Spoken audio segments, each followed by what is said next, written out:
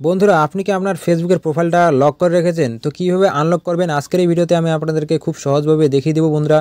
তো ভিডিওটি শুরু করার আগে আমার চ্যানেলে যদি নতুন দর্শক বন্ধু হয় থাকে অবশ্যই আমার চ্যানেলটি সাবস্ক্রাইব করে নোটিফিকেশন বেলটি অন করে রাখবে। তো বন্ধুরা চলো বেশি দেরি না করে ভিডিওটি শুরু করা যাক।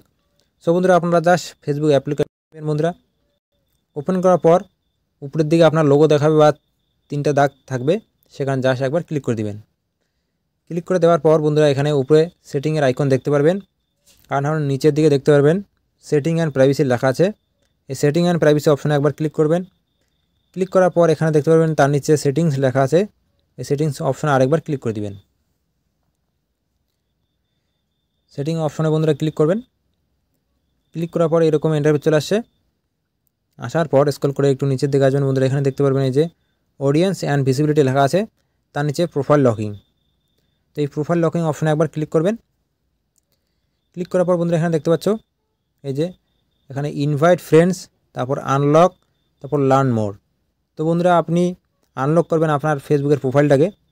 তো এখানে আনলক অপশনে জাস্ট মাঝখানেরটার মধ্যে একটা ক্লিক করে দিবেন। ক্লিক করে দেওয়ার পর বন্ধুরা এখানে দেখতে পারবেন নিচের দিকে এই যে আনলক ইওর প্রোফাইল লেখা আছে বন্ধুরা। তো এই আনলক ইওর প্রোফাইল অপশনে একবার ক্লিক করবেন।